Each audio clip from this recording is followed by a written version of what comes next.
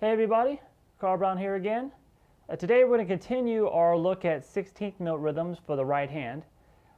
We got 4 more examples that we're going to go through that are going to kind of start making it a little bit more difficult and give you a lot of ideas so you can start creating your own little variations. Plus I'm going to show you kind of what the wrist will be doing when you speed up. When you start speeding up these rhythms, your wrist is going to get more involved and be a little bit more loose. Alright, so let's dig in with exercise number 1. If you don't have this download, make sure you go to guitarlessons365.com and go to the Beginner Guitar Lessons archive, and you'll be able to find it right there for 16th Note Rhythms Part 2. Just download it and follow along. So here we go. So in the first exercise, we have once again 4 beats, and we have a downstroke on the 1. On the first beat, we have, remember, we need to continue this 16th note motion in the hand, even if we're not hitting the strings. So we're basically hitting the first and last note in this group of 14, this group of 16th notes. So we have 1, E, and So we're hitting the 1 and the So we got this, 1, E, and All right.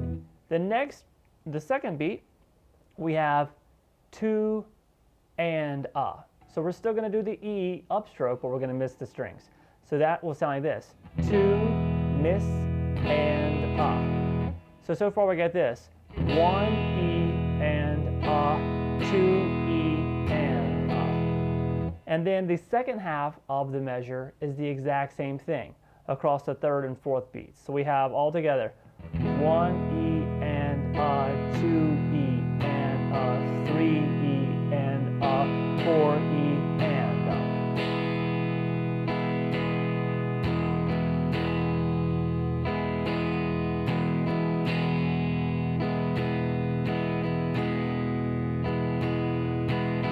Now, the key to getting really good at this kind of stuff and smooth is to not be thinking about all these numbers and downstrokes and upstrokes. If you have a consistent motion going in your hand, try to memorize the sound of the rhythm, just as if you were hitting a drum.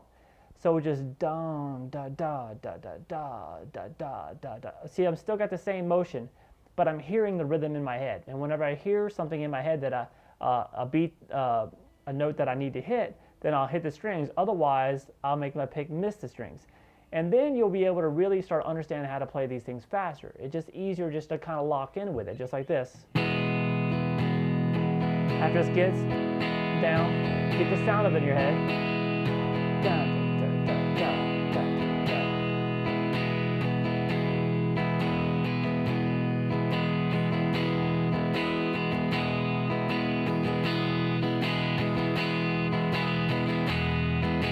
Now you see, as I got faster, my wrist got a little bit looser because you can't be doing this, your arm going back and forth so fast. You want to start relaxing the forearm and just using more of your wrist when the motion gets really fast. Let's go to exercise number 2. This one, the first beat is straight, all 16th notes. You get to play them all, 1 E and And then the second beat, 2 E and So you're going to basically pick the first one, strum the first one, and do the motions for the other one. So we got 1 E and 2 E and Just keeping that momentum going. That's very important, even if you're not hitting strings. And then we have 3 E and Now, if you look on the thing, we have a little arc that connects the 1, this and of the third beat to the 1, to the 4 of the next beat. That means you're going to hit the and you're going to hold it and not hit it again. So the beat that happens on the fourth beat, on the downbeat of the 4, you don't actually play. Even though there's a chord written there, since it's tied to the previous chord, it just means that those notes are now going to be sustained. So what that will sound like is, and then we're going to hit the E and on the fourth beat. So let me just play those 2 beats, the third beat and the fourth beat together so you understand what I mean. I'll go slow. It goes 3 E and 4 E and So that tie just means sustain it. Sustain that of the last 16th note of the third beat over, and then start strumming again on the E of the 4. So let's play that whole measure together as 1 E and 2 E and a, 3 E and a, 4 E and a.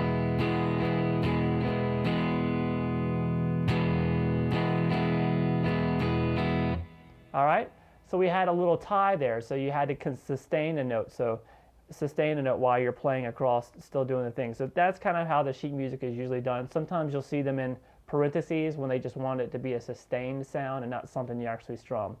It just depends on the software they use to really do it. All right, let's look at exercise number 3. Now we got to get into a little bit of muting.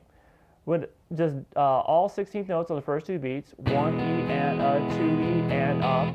Then you're going to hit your hand, the back of your palm, or around the meaty part of your palm, land on the strings for your downstroke. This is on the third, the 3, and then you're going to hit the E with an upstroke, come back down, mute it again, and then hit the upstroke. So all the downstrokes you're basically using just to mute the strings. So to create this sound, and we do that across the 3rd and 4th beat. So all together.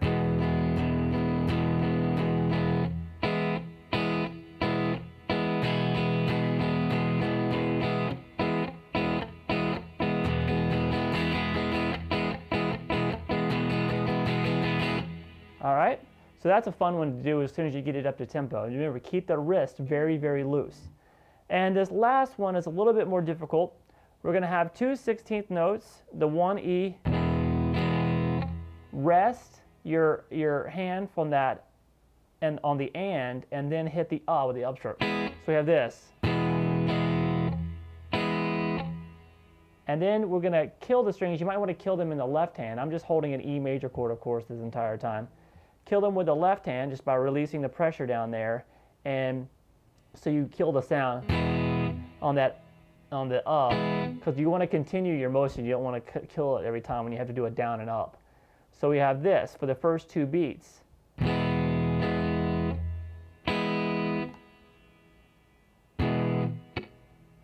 Okay, and you see I hit that half the and of the 3rd beat and then missed the So it's kind of, and then we do the same thing for the second half. So altogether is.